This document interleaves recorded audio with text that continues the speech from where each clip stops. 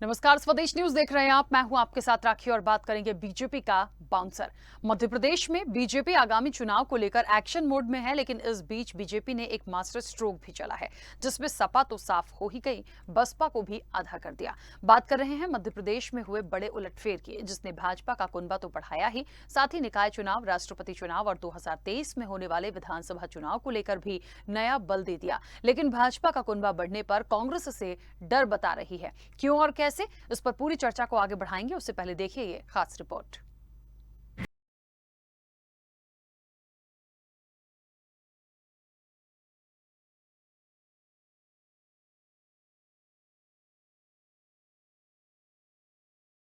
कहने के बीच सपा बसपा और निर्दलीय विधायकों ने भाजपा में शामिल होकर एक बार फिर प्रदेश की राजनीति में हलचल बढ़ा दी है। मंगलवार को प्रदेश के 3 विधायकों ने भाजपा का दामन थाम लिया।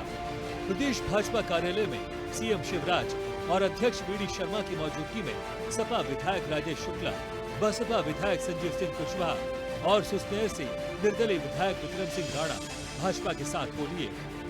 मुख्यमंत्री शिवराज सिंह चौहान, प्रदेश अध्यक्ष वी डी शर्मा ने तीनों को गुलदस्ते देकर और बीजेपी का दुपट्टा पहनाकर पार्टी की सदस्यता दिलवाई, जिसके बाद कोई इसे घर वापसी बता रहा है तो कोई जनमानस की भावनाओं को पूरा करना। निश्चित तौर पर 8 साल बाद घर में वापस आया हूँ। पूरे क्षेत्र के विकास के लिए, प्रदेश के विकास के लिए, और अगर हम पूरे राष्ट्र पर नज़र डालें तो अब कोई अन्य दल दिखाई नहीं देता है कि जो हमारे राष्ट्र को आगे बढ़ाने में काम करे।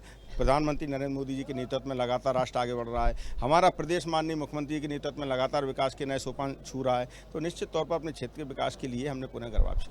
शिवराज सिंह जी का आशीर्वाद मिला और निश्चित रूप से मैं कह सकता हूँ कि मेरे विधानसभा में अपेक्षा से ज़्यादा विकास हुआ हर क्षेत्र में, वो स्वास्थ्य हो, शिक्षा हो, कृषि हो, हर क्षेत्र में माननीय मुख्यमंत्री जी ने मुझे अपेक्षा से ज़्यादा काम किया। मेरे विधानसभा के चहुमुखी विकास में कोई कसर नहीं रखी। तो वहीं अध्यक्ष वी डी शर्मा और सीएम शिवराज सिंह चौहान ने कहा कि दुनिया की सबसे बड़ी पार्टी का विस्तार हो रहा है। संतोष का विषय है कि पार्टी की विचारधारा से जुड़े लोग पार्टी में आ रहे हैं। भारतीय जनता पार्टी आज दुनिया की सबसे बड़ी पार्टी है और लगातार विस्तार हो रहा है। वी डी शर्मा जी हमारे अध्यक्ष जी के नेतृत्व में लगातार पार्टी का विस्तार बूथ स्तर पर, चाहे बूथ विस्तार कार्यक्रम हो या समाज के सब वर्गों में जाना हो, पार्टी लगातार बढ़ रही है। आज मेरे लिए अत्यंत संतोष का विषय है कि हमारे वो साथी जो मूल रूप से हमारे विचारधारा के करीब थे, हमारी पार्टी के करीब थे और जो हमारे साथ ही काम करना चाहते थे, उनका लगातार भारतीय जनता पार्टी को सहयोग पिछले 2.25 साल से लगातार मिला। आज मैं अपने इन तीनों साथियों का हृदय से स्वागत करता हूं। उधर भाजपा का कुनबा बढ़ने पर कांग्रेस हमलावर है। कांग्रेस का कहना है कि भाजपा घबराई हुई है। कुछ विधायकों को पार्टी में लाकर माहौल बनाया जा रहा है। जो विधायक भाजपा में गए हैं वो 2023 विधानसभा चुनाव में बुरी तरह हारने वाले हैं। इस समय भारतीय जनता पार्टी घबराई हुई। बात यह है कि जो लोग ये इसलिए बीजेपी कर रही है कि अभी कुछ विधायकों को लाके एक माहौल फिर से डेवलप किया जाए कि देखिए बीजेपी की स्थिति अच्छी है और ये विधायक भाग के आ रहे हैं। और ये तीनों विधायक, इनकी कॉन्स्टिट्यूंसी का सर्वे करा लीजिए, तीनों विधायक बहुत वोट से हार रहे हैं। नगरीय निकाय और पंचायत चुनाव के बीच 3 विधायकों का बीजेपी में शामिल होना बड़ी उपलब्धि माना जा रहा है। दरअसल 18 जुलाई को राष्ट्रपति चुनाव होना है। माना जा रहा है कि इस चुनाव में वोटों के गणित को देखते हुए भाजपा सेफ जोन बनाने में लगी है। उधर जुलाई में ही नगरीय निकाय चुनाव होना है। इन विधायकों के शामिल होने से कांग्रेस को कड़ी टक्कर और बीजेपी को बड़ा समर्थन मिलेगा। ऐसे में देखने वाली बात ये होगी कि भाजपा आगामी चुनाव की राह को कितना आसान बना पाती है। ब्यूरो रिपोर्ट, स्वदेश न्यूज। चलिए, तो बीजेपी का बाउंसर, देखिए एक बड़ा सवाल ये है कि ये जो परिवर्तन हुआ या ये जो उलटफेर हुआ या इधर से उधर चले जाना हुआ, आमतौर पर जो भी इलेक्शंस आते हैं हम देखते हैं, लेकिन बीजेपी के लिए ये एक मास्टर स्ट्रोक की तरह है, क्योंकि जो लोग इधर उधर हुए हैं आप समझ सकते हैं उनका एक अपना नेतृत्व, उनका एक अपना वर्चस्व है। और आने वाले समय में आप ये निकाय चुनाव के साथ देखिए, विधानसभा चुनाव, राष्ट्रपति चुनाव, बहुत सारी चीजें हैं जिस पर कहीं ना कहीं एक इम्पैक्ट देखने को निश्चित तौर पर मिलेगा। इस चर्चा को आगे बढ़ाऊंगी। मेहमान जुड़े हैं, सबसे पहले आपका परिचय करा दें।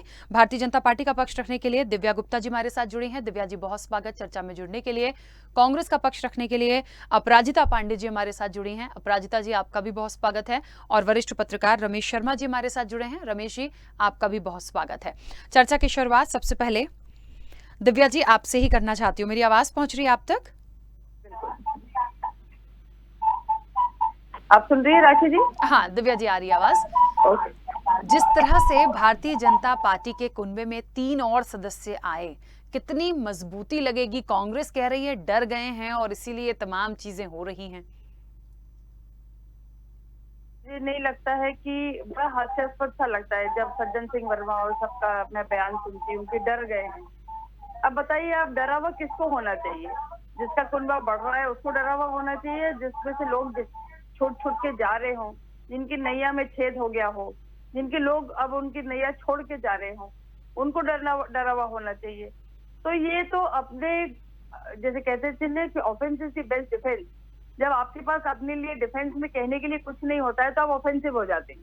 तो ये वो वाली हाल है। आप हम पर हार का या हम पर डर का आप तमगा अगर लगा रहे हैं तो हमको पता चल रहा है, क्योंकि आप खुद उसमें से ओवरकम करना चाहते हैं लेकिन हो नहीं पा रहे। क्योंकि दिक्कत ये हो रही है कि लोग छोड़ छोड़ के आपको जा रहे हैं, और कभी एक बड़ा दिग्गज आपकी पार्टी में से निकल जाता है, कभी छोटे छोटे सदस्य आपके जिला अध्यक्ष और इस तरह के लोग आपके पदाधिकारी हैं, जिले के पदाधिकारी, वो छोड़ के जाते हैं।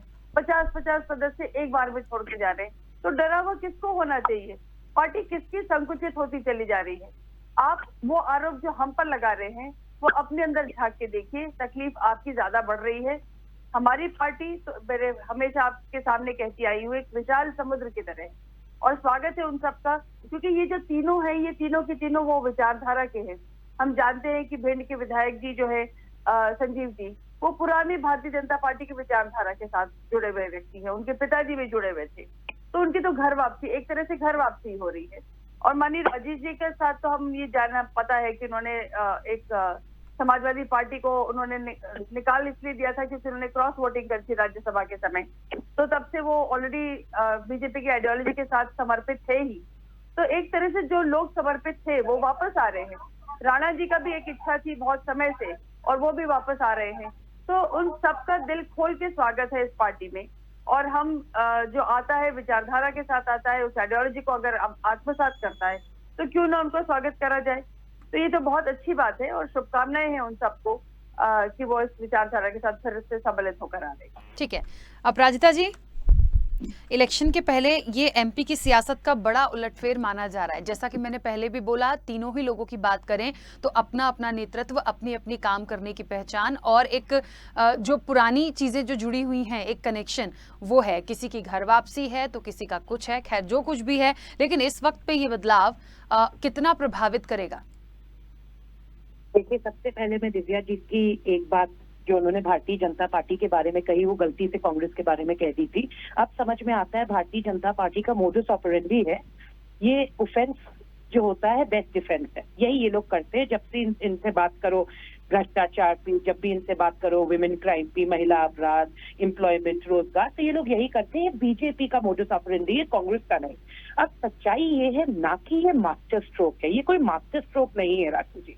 देखिए, राजनीतिक मूल्यों की एक पवित्रता होती है, उसको भारतीय जनता पार्टी ने आज त्याग दिया है। एक विचारधारा की जब बात करते हैं, इनके यहाँ आज इतनी गुटबाजी है, कोई लीडर नहीं है, कोई टिकट नहीं लेना चाहते, तो आप उसको ये नहीं कह सकते कि मास्टर स्ट्रोक है। आपने एक राजनीतिक मूल्यों की पवित्रता को त्याग दिया। एक विश्वास होता है जो जनप्रतिनिधि एक सिंबल और एक वोट, फिर उसको देखकर वोट करता है। बीजेपी जो ये परंपरा स्थापित कर रही है कि जहां उनको डर लगता है उनके पास कोई लीडर नहीं है तो इंपोर्ट कर लें किसी भी पार्टी से और फिर चुनाव लड़े, ये एक वक्त लोकतंत्र के लिए बहुत ही हानिकारक है। इसीलिए हम इसका विरोध करते हैं, क्योंकि हमें भारत और लोकतंत्र के लिए हमें पता है कि ये क्या एग्जाम्पल सेट कर रहे हैं। देखिए उनकी असलियत क्या है। डरे हुए तो ये बिल्कुल है, घबराए हुए हैं। हमने तो 14 नगर निगम के महापौर के प्रत्याशी दिनों पहले डिक्लेयर कर दिए थे। बीजेपी में आज इतनी गुटबाजी है कि कोई डिसीजन ही नहीं हो पा रहा है। आप देखें, इंदौर हो, ग्वालियर की सीटों टिकट ही नहीं डिक्लेयर हो पाते, क्योंकि महाराज आते हैं वो अड़ंगा डाल देते हैं, कोई और आता है उनकी बात पे नहीं बात हो पाती। आज भाजपा को ये डर है कि कांग्रेस ने इतने मजबूत प्रत्याशी उतारे हैं मैदान में, उनको डर है जमानत जब्त ना हो जाए, तभी इंपोर्ट वाला अभियान चला रहे हैं, जो कि इन्होंने किया था कमलनाथ जी की निर्वाचित सरकार के साथ। तो ये इनका एक मोडस ऑपरेंडी है। देखिए असलियत क्या है, सिंधिया जी की चॉइस थी उनकी मामी, उनको उनकी जगह दिखा दी गई। अब ये नया पॉलिटिकल ऑपरेशन चला रहे हैं कि 7 साल का क्राइटेरिया बनाएंगे। अब आपने देखा कि उससे कैसे पॉलिटिकल ऑपरेशन कर दिया मेंडोला जी का, विजयवर्गीय जी का, हमारे माननीय सीएम जी की भी अब उम्र का ये जो इन्होंने 60 साल क्राइटेरिया किया, अब आपको ये भी नहीं पता कि उनका भी पॉलिटिकल ऑपरेशन कब हो जाए। अब देखिए बीजेपी की सरकार में अगर इतनी अच्छी व्यवस्था होती जैसे कि ये लोग बात करते हैं, तो मुझे एक चीज दिव्या जी बता दें कि इन्हीं के खुद के महापौर क्यों सरकार के ही खिलाफ धरने पे बैठ गए थे। आलोक शर्मा जी, आज कृष्ण गौर जी, रमेश मेंडोला जी एमएलए लड़ना नहीं चाहते। सोचिए, इनको अभी अंतर विचार करने की जरूरत है। यहाँ पर आज आप 3 खरीदे हुए इंपोर्ट किए हुए लोगों से अभियान से जो आपने राज्यसभा में किया, लोकसभा में किया, अब आप नगर पालिका नगर पंचायत में भी उसी स्तर पर उतर रहे हैं। दिव्या ये जी, दिखा रहा है कि आप में कॉन्फिडेंस नहीं है। तो कॉन्फिडेंस की कमी के कारण ये सब स्टेप्स उठाए जा रहे हैं। बट मुद्दों पर चुनाव होगा, जो मैंने आपको कहा गैर दलीय होगा, चुनाव पर विचारधारा पर होगा। तो इसमें आप देखेंगे जनता इनको कैसा करारा जवाब देगी। इनकी ये सब जो इन टैक्टिक्स है ना, जो ये करने की कोशिश कर रहे हैं, उससे कुछ होगा नहीं। जनता इनका चाल चरित्र चेहरा पहचान चुकी है। ठीक है, चलिए दिव्या जी 1 मिनट आ रही हूँ, वरिष्ठ पत्रकार जुड़े, उनका भी पक्ष आ जाए। रमेश जी, मेरी आवाज पहुंच रही है? जी हाँ, आ रही है आपकी आवाज। रमेश जी, क्या लगता है मध्य प्रदेश की सियासत में जो बड़ा उलटफेर हुआ है, इसका कितना फायदा बीजेपी को और कांग्रेस को कितना नुकसान? मैं ये सवाल इसलिए भी ले रही हूँ क्योंकि इसका सीधा सीधा इम्पैक्ट इलेक्शन है, उस पर पड़ेगा नहीं पड़ेगा, क्योंकि यहाँ तो पक्ष विपक्ष अपनी अपनी बात कर रहे हैं। देखिए, निश्चित रूप से ये जो आज का घटनाक्रम है, 3 विधायक जो भारतीय जनता पार्टी में आए हैं, इसका फर्क विधानसभा चुनाव में भी पड़ेगा और ये जो अभी नगरीय निकाय पंचायत चुनाव है, इसमें भी इसका थोड़ा बहुत फर्क पड़ेगा। अब वो पॉजिटिव पड़ता है, नेगेटिव पड़ता है, क्या पड़ता है, ये तो परिणाम बताएगा। लेकिन एक बात, इसका भाजपा को लाभ तो जरूर होगा। कांग्रेस को इसका नुकसान कितना होगा ये कहा नहीं जा सकता, क्योंकि ये तीनों जो विधायक हैं, एक तो लंबे समय से भाजपा के संपर्क में रहे, एक सपा के हैं, एक बसपा के हैं और एक निर्दलीय रहे।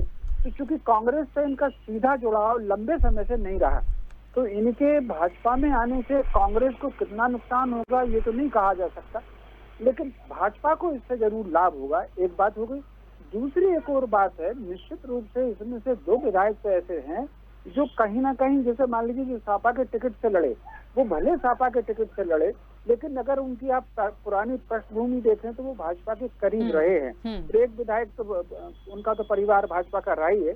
तो मोटे तौर पर ये जो आज सारा का सारा हुआ है, इसमें भाजपा को इसमें ताकत मिलेगी। और जिस तरीके से कहा जाता है कि दूध का तला छाछ फूंक करके पीता है, भाजपा को जो नुकसान 2018 में हुआ, तो मैं समझता हूँ उसके लिए वो एक एक कदम फूंक करके चल रही है। और जिस तरीके से वो टारगेट लेकर के चल रहे हैं 51% वोट का, ठीक उसी प्रकार वो संख्या बल का भी टारगेट लेकर के चल रहे हैं। इसलिए ये सारी तैयारी चल रही है। ठीक है, दिव्या जी कुछ कह रही थी, अब अपनी बात रखिए। जी राखी जी, मैं 2-3 बातों का प्राज्यता का रिबटल करना चाहूंगी। एक तो राजनीतिक मूल्यों की पवित्रता, ऐसा एक उन्होंने बहुत बड़ी शब्द का एक वक्तव्य दिया। तो अपराजिता जी, मैं बहुत विनम्रता के साथ कहना चाहूंगी, ये पवित्रता कांग्रेस ने आज दिन तक ना कभी पालन करी, ना उनके चाल चरित्र में ये कभी था, ना इसको पालन करने का कभी आइडियोलॉजी कांग्रेस में रही है। तो ऐसे कुछ वक्तव्य, ऐसे कुछ वाक्यों का गठन करके यदि हम कुछ अपनी बात करना चाहें तो उसके मैं अनेकों उदाहरण दे सकती हूँ। समय कम होता है, इसलिए उदाहरण वो आज नहीं दे पाऊंगी और नहीं देना चाहूंगी। नहीं, मैं बात करूंगी। क्या है इतना टाइम है अपने पास कि 1-2 उदाहरण तो हम सुनना एक एक करके प्लीज, एक करके please. Let me just complete. दूसरी बात, आपने लोकतंत्र के रक्षक होने की बात कही कि लोकतंत्र के रक्षक कांग्रेस रही है और लोकतंत्र के रक्षक भारतीय जनता पार्टी नहीं। तो 1975 के बाद जब इमरजेंसी आप सब ने लागू करी थी, कांग्रेस ने लागू करी थी, तो लोकतंत्र के रक्षक का तो एक तमगा आपके पास से कभी का मिट चुका है और वो कलंक लेके कांग्रेस आज दिन तक जीवित है। इस बात को लेके आपको कम से कम शर्मसार होना चाहिए कि लोकतंत्र की रक्षा तो कांग्रेस ने कभी करी नहीं। रही बात इस बात की कि नड्डा जी आके जो हमको गाइडलाइन देकर गए हैं, ये वो पार्टी है जो अपने अध्यक्ष की परिपाटी को समझकर वो तब जाके उसको फॉलो करती है। तो कम से कम एक वो अनुशासन और डिसिप्लिन जो फॉलो करना चाहिए विद इन द पार्टी, वो डिसिप्लिन फॉलो हो रहा है। यहाँ जो जब जिस तरह से जैसे आएगा टीका तिलक लगा के आरती उतार के नहीं काम करा जाता है। पार्टी की अपनी एक अधोसंरचना है, उसके साथ काम करने वाली पार्टी है। तो रही तो बात इस किसी बात और की पार्टी से ठीक थोड़ी है। इम्पोर्ट कर लिया जाता है ma'am, Divya ji. please, let me Aparajita ji, complete, आपके एक पास समय मिनट आएगा। आ रही हूँ अपराजिता जी, हाँ प्लीज, आपके पास समय आएगा, आप बोलिएगा। चौथी बात जो मैं कहना चाहूंगी राखी जी, वो ये कि जो व्यक्ति आता है अपने साथ अपनी पॉजिटिविटी लेकर आता है, वो पॉजिटिविटी को हम आत्मसात करके बहुत खुश हैं, उनके साथ हम उनकी पॉजिटिविटी को साथ में लेके चलते हैं। माननीय ज्योतिरादित्य के जाना और हमारे पास आना कांग्रेस के लिए एक नासूर सा बना हुआ है, जिसको लेके बार बार लगातार ये तंत्र अब बंद करें, क्योंकि अब वो बात बहुत पुरानी हो चुकी है। या तो इनका जख्म हमेशा हरा रहने वाला है और इस बात को लेके बार बार ये दुखती रह गए, जिसको ये बार बार छेड़ना चाहेंगे, वरना जब वो चैप्टर खत्म हो चुका है, उस चैप्टर को बार बार लेकर आके और दंगा लगा के कोई मतलब नहीं है उसको लेकर आने का। तो व्हाई इज इट सो कि ये बार बार उस चीज को खुद याद कर रहे हैं और याद करके दुखों के विलाप कर रहे हैं। ठीक है, हाँ अपराजिता जी बोलिए। जी देखिए, यही सब शुरुआत में मैं क्रोनोलॉजी से जाती, बट यही सब देखे राखी जी, इनका दोहरा मापदंड। हम सिंधिया जी की बात करें तो why is it being that, क्यों उसको अगेन एंड अगेन लाया जाता है? ये सालों पुरानी इमरजेंसी का रोना आज तक रोते रहते हैं। जब ये बोले तो सही, हम बोले तो खराब। ये दोहरा मापदंड यहाँ नहीं चलेगा। इमरजेंसी की बात से शुरू हुआ था, मैं इमरजेंसी पे ही वापस इनको ले जाती हूँ। हमने इमरजेंसी लगाई, हमें ही इतना दम था कि हम ताकत था कि हमने वो इमरजेंसी हटाई। इंदिरा गांधी जी वो चुनाव हारी और वो जानती थी हारेंगी, फिर भी हटाई, क्योंकि वो भारत में कांग्रेस की विचारधारा में उनका विश्वास था। वो ये नहीं करती थी कि किसी भी चीज के लिए अपने राजनीतिक हथकंडे अपनाए, किसी भी तरीके से अपने पर्सनल गेन के लिए हारे चुनाव। उसके बाद फिर से चुनाव हुए, उनको भारत का अटूट प्रेम मिला, प्यार मिला और वो बहुमत से जीती। ये है इमरजेंसी का जवाब। एक और चीज बताते हैं हमारी पार्टी के बारे में और हमारे नेता राहुल गांधी जी के बारे में। आज तक इनकी पार्टी में माननीय प्रधानमंत्री या फिर कोई और भी आके कहता है कि हम गोधरा के लिए शर्मिंदा है, हमें गोधरा के लिए माफी मांगनी चाहिए। हरे सभा में राहुल गांधी जी वो एक लौते नेता है, कांग्रेस परिवार ने, कांग्रेस पार्टी ने वो एक चीज, एक गांधी परिवार ने वो साहस दिखाया और कहा कि I am sorry. Manmohan Singh ji उसके बारे में, सिख राइट तो उसके बारे में कहते हैं, हर चीज को मानकर ये कांग्रेस की परंपरा रही। जब इंडो चाइना वॉर हुई थी तब जवाहरलाल नेहरू जी, ये लोग बार बार पास्ट पे जाते हैं, तो आज मैं दिव्या जी और सबको बता दूं, तब उन्होंने 5 दिन पार्लियामेंट में इस पर इस बात पर चर्चा की। आज ये सब पॉसिबल है, आज ये सब होता है। आज तो हम अनडिक्लेयर्ड इमरजेंसी के दौर में जी रहे हैं। ये आज की सच्चाई है। अपराजिता जी, तो जिस तरीके से बात होती है, कुछ बाहर बात ही नहीं जाती। देखिए, कोई आंसर नहीं दे सकता। वार पलटवार पक्ष विपक्ष हैं, आप कर सकते हैं, लेकिन मेरे विषय के अंतर्गत नहीं आता। लेकिन मैं इस पे बहुत ज्यादा बोलने नहीं दे पाऊंगी। अपराजिता जी, क्योंकि मैंने कहा ना पक्ष विपक्ष हैं, आप लोग चले जाते हैं, बट बहुत ज्यादा विषयांतर में नहीं होने दे पाऊंगी क्योंकि ये हमारा विषय नहीं है। जल्दी से कंप्लीट कीजिए। हाँ, वही मैं आपको, ये बात हो गई इनकी। और जो इन्होंने सारे पॉइंट रेट किए, उसमें ये नहीं बता पाए कि अभी तक इनके महापौर के प्रत्याशी इनकी क्यों नहीं डिक्लेयर की। अगर इतनी पॉजिटिविटी है, 17 सालों का इतना कुशासन है, उसी के कारण अब भयभीत है। मैंने आपको कहा जो भी ये लोग कैंडिडेट डिक्लेयर करेंगे उनको पता है कि इतना बुरा हाल है कि आज जमानत जब्त हो जाएगी। So rather than going back and forth and talking about emergency and भ्रमित करना लोगों को, आज आप स्वीकार करिए कि हमने 17 सालों के कुशासन में आज हमने जनता के लिए काम नहीं किया, इसीलिए आज हमारे बीच इतनी गुटबाजी है। और सिंधिया जी के बारे में ये लोग ना बात करें, क्योंकि यही भाजपा के प्रवक्ता और भाजपा के नेता हैं जो उनके बारे में उल जलूल बयान दिया करते थे और बार बार कहा करते थे कि उनमें क्या बात है, उनमें क्या मेरिट है, वो तो सिर्फ वंशवाद के प्रतीक है, वंशवाद से आए हैं। यही भारतीय जनता पार्टी है। तो आज अपना चाल चरित्र और चेहरा बदल कर इस तरीके की सिंधिया जी के बारे में बात करना छोड़े, उनका मखौटा उतर चुका है। आज मध्य प्रदेश की जनता पहचानती है और उसे पता है कि ना सड़कें हैं, ना बिजली है, ना पानी है, और इसी पे मुद्दों पे चुनाव लड़े जाएंगे और इसी के कारण इनको करारी हार मिलेगी। ठीक है इसी के कारण, रमेश जी, गुटबाजी के कारण रमेश जी, नहीं नाम ये declare जो हो पा बात रहे हैं। बार बार आ रही है डर और भय की कि बीजेपी को डर है या किसी और को डर है, मुझे लगता है डर है कि नहीं है ये एक अलग विषय हो गया, लेकिन इस इलेक्शन में कितना प्रभाव पड़ेगा हम इस पर बात कर रहे थे। एक बात और समझ में नहीं आती कि तीनों ही लोग भारतीय जनता पार्टी के साथ हैं, कांग्रेस के साथ नहीं है। तो एक बात ये भी होती है कि आखिर इस वक्त पे कांग्रेस के साथ कोई नहीं, क्यों? शायद ये भी हो सकती है एक वजह कि एक लगता है कि भाई अभी तो विपक्ष है, पता नहीं आने वाले समय में क्या होगा। ये प्रकृति का नियम समझ लीजिए। सूर्य अगर उदित होता है तो कहीं ना कहीं वो दोपहर में प्रखर होता है और फिर शाम को अस्ताचल की ओर जाता है। यही जो नियम है, जैसे पतझड़ आता है फिर बहार आती है, बसंत आता है, ये नियम व्यक्ति पर और संगठन पर भी लागू होता है। एक समय हुआ करता था कि कांग्रेस की जो है पूरे देश में इस सिरे से उस सिरे तक उनका ध्वज फहराता था। अब धीरे धीरे निश्चित रूप से वो कम हो रहा है। तो कहीं ना कहीं प्रकृति के इस नियम के तहत कांग्रेस उतार पर है, भारतीय जनता पार्टी इस समय चढ़ाव पर है। आप अगर इस राज्यसभा के चुनाव में भी देख लीजिए तो उनका चढ़ाव आपको देखने को मिलेगा, लोकसभा चुनाव में भी उनका चढ़ाव देखने को मिलेगा। उनका गिरावट भाजपा की वहीं होगी जहां वो खुद गलती करेंगे, जैसे कि उन्होंने मध्य प्रदेश राजस्थान के विधानसभा चुनाव में गलती की थी। तो कुल मिलाकर के इस वक्त भारतीय जनता पार्टी बढ़ती हुई पार्टी है, कांग्रेस इस समय थोड़ी सी गिरावट वाली पार्टी है। इसीलिए ये जो आकर्षण था इन तीनों विधायकों का भाजपा के प्रति आकर्षण था। राज्यसभा के चुनाव में भी हमने देखा, पिछले राज्यसभा के चुनाव में भी हमने देखा था, आकर्षण उनका भाजपा की तरफ था और ये तो तय ही था कि आगे पीछे वो भाजपा में जाएंगे।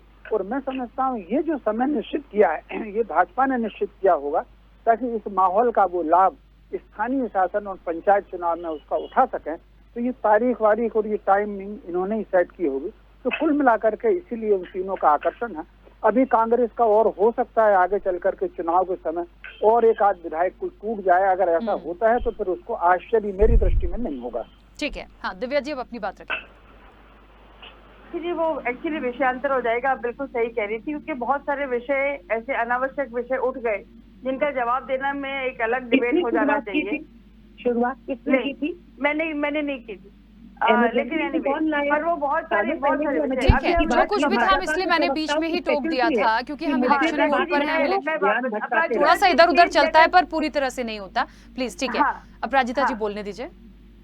मेरे सिर्फ इतना विषय रखी थी क्योंकि आज हम विषय कुछ और लेकर चले हैं। मैं फिर आपसे कहना चाहूंगी कि जो विधायक या जो लोग जो भी उस आइडियोलॉजी के साथ तारतम्य रखते होंगे, जो उसके साथ अपने आप को महसूस करते होंगे कि हाँ हम राष्ट्र के प्रति समर्पित हैं, हम इस आइडियोलॉजी के साथ खड़े हैं, विचारधारा के साथ हम खड़े हैं, उनका बहुत बहुत स्वागत है। और उनके साथ जो उनकी पॉजिटिव एनर्जी आती है उसका बहुत स्वागत है। हाँ, इसका असर डेफिनेटली चुनाव पर पड़ता है, क्यों नहीं पड़ेगा, पड़ना भी चाहिए। लेकिन अभी काउंटडाउन जो है वो सारा का सारा नगर निकाय चुनाव और पंचायत पर है। विधानसभा का चुनाव थोड़ा सा अभी दूर है। तब तक क्या होता है, किस तरह से होता है, कांग्रेस के और कौन विधायक और कौन कौन इनको छोड़ के जाते हैं, वो तब एक देखने वाली बात होगी। मैं फिर आपसे कह रही हूँ कि गढ़ किसका संकुचित होता जा रहा है, उनको चिंता करनी चाहिए। परिवार जिसका बड़ा होता जा रहा है उसके लिए बहुत हर्ष का विषय है कि ऐसे परिवार में ऐसे लोग सम्मिलित हो रहे हैं। ठीक है, अच्छा अपराजिता जी कुछ कहना चाह रही हैं, आप कहिएगा क्योंकि समय भी हो गया। एक छोटे से सवाल का जवाब भी दे दीजिएगा कि ये जो बात आई थी ना कि डर है भारतीय जनता पार्टी को, ये डर वाली बात मुझे समझ नहीं आई, उसको प्लीज थोड़ा सा क्लियर कीजिए। ये तो बड़ी सिंपल सी बात है। मतलब रामायण पूरी पढ़ दी, अब आप पूछ रहे हैं राम कौन है? नहीं तो कैसे डर, बताइए ना। मैं बताती हूँ राखी जी, मैं आपको शुरुआत से बताती हूँ। डर ये है कि डर तो इतना है कि ये लोग चुनाव चाहते ही नहीं थे। निर्वाचन आयोग जब दखल दी, जब इन्हें फटकार लगाई तब तो चुनाव हो रहे हैं। और मैं आपको बताती हूँ इन्हें डर किस बात का है। देखिए जो बार बार कहती है कि लोग छोड़ के जा रहे हैं, लोग हमें ज्वाइन कर रहे हैं। आज मैं अब नेक्स्ट डिबेट के लिए जरूर एक टॉपिक रखिएगा, हम बात करेंगे भारतीय जनता पार्टी की विचारधारा है क्या। ये वो पार्टी है जिसकी कोई विचारधारा नहीं है, एक मात्र पार्टी जिसकी विचारधारा विहीन पार्टी है। ये वो पार्टी है जो माफी लिखती थी ब्रिटिश को, ये वो पार्टी है इनका चाल ये वो पार्टी है आपने कहा जिन्होंने देश का क्या हाल करा वो भी बताती हूँ खत्म आपको। कर दिया आज देश में, किसने जिन्होंने देश रोजगार को खत्म गिरवी कर रख दिया दिया, देश में, जिन्होंने किसने आज अंग्रेजों भारत के को खत्म कर दिया, सामने ये वो घुटने पार्टी टेक दिए, वो है। दिखाना चाहूंगी आपको। और पढ़िए, सेकंड चीज मैं आपको बताती अपना हूँ, इतिहास पढ़िए। ये जो अब अपना कांग्रेस उत्साह का कम कर इतिहास लीजिए, पढ़िए। क्योंकि सत्य प्रताड़ित हो सकता है, परेशान हो सकता है, पर दिव्या जी सत्य कभी पराजित बिल्कुल नहीं हो सही, सकता। बिल्कुल सही बोला। और अपराजिता सही बोला पांडे, आपने। मैं कांग्रेस की तरफ से आपको ये बता रही हूँ कि ज्यादा देर ये मैं नोटों की राजनीति, भारतीय जनता वोटों पार्टी की की तरफ से राजनीति पर बताती हूँ भारी कि नहीं कभी भी पड़ेगी। देश से पराजित ठीक है, नहीं चलिए, होता। ठीक है। बहुत जल्दी। समय हो गया है। दिव्या जी, अपराजिता पांडे जी, रमेश शर्मा जी, आप सभी का बहुत शुक्रिया इस चर्चा में जुड़ने के लिए। देखिए, बात हो रही है, एक तरफ 3 सदस्य भारतीय जनता पार्टी के पास जाते हैं तो बीजेपी का बाउंसर या मास्टर स्ट्रोक कह लीजिए, जो कुछ भी है, कुनबा तो बढ़ा और एक मजबूती मिलती है, ये वरिष्ठ पत्रकार ने भी कहा। कांग्रेस कह रही है कि डर है। अब ये डर वाली चीज उन्होंने जो एक एग्जाम्पल दिया वो थोड़ा सा समझ से परे है कि डर इसलिए क्योंकि ये इलेक्शन नहीं चाहते थे। भाई, यदि कोई आकर बीजेपी ज्वाइन कर रहा है और एक ऐसी पृष्ठभूमि से कर रहा है जिसका नेतृत्व अच्छा है, जिसकी एक अलग पहचान है राजनीति में, तो वो तो निश्चित तौर पर उन्हें मजबूती देगी। इसमें से डर कहां बीजेपी का, ये मेरे समझ से तो बिल्कुल अलग था और उनका जवाब भी मुझे समझ में आया नहीं। खैर, जो भी है, जितना उनके पास था उन्होंने कहा। फिलहाल इस चर्चा में इतना ही। दीजिए इजाजत, नमस्कार।